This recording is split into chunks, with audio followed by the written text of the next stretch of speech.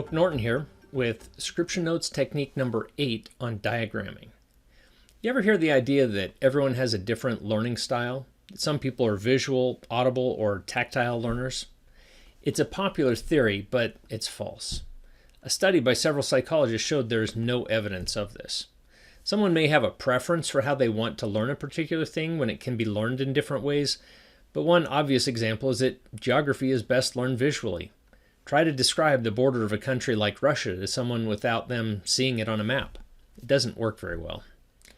In the scriptures, we read words, but often they draw a picture for us. However, without drawing an actual picture, we sometimes fail to see the map the Lord has provided.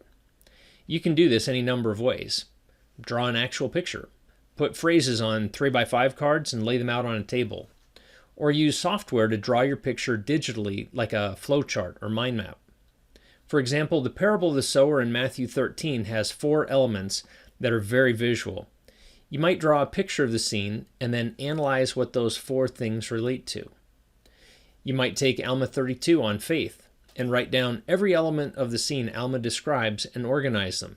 Not just the tangible things like a seed, seedling, and the tree, but the actions taken like nourishing, diligence, and so on. Then dig into the symbolism and seek to know what those elements are.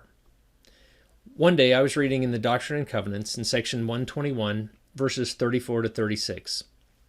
The Lord said, "Behold, there are many called, but few are chosen. And why are they not chosen?"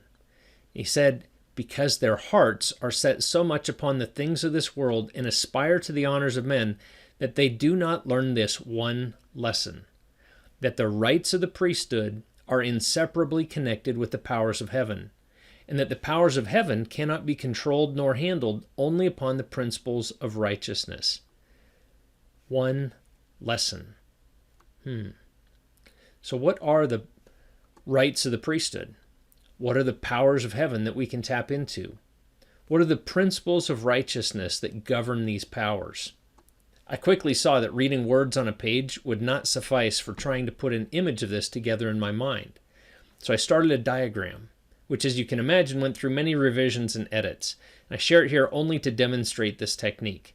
I've blurred out some of what I did because even though all the elements are scriptural, it's still a little speculative on my part how all this matches up, and I don't want to deprive you of the joy of discovery.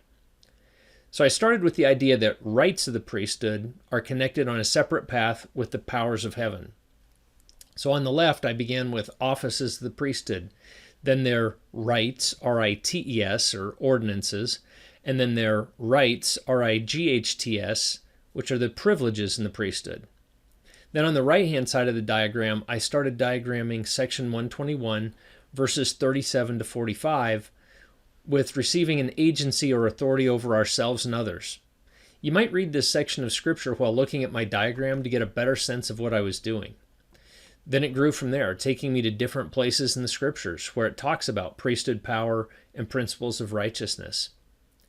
Now, find a section of scripture or a theme that you want to understand better and create a graphic. I guarantee if you break something complex down into a visual, you'll understand it at a higher level than you did before. If you don't know what software to use, I'll link to some in my blog. So if you're watching on YouTube, go to the link below to get the list. And please subscribe to our channel on YouTube and sign up for a free trial of Scripture Notes. Even though you can't attach images to your Scripture Notes at this moment, it is coming in the future along with some powerful ways to connect your diagrams to the Scriptures. Till next time.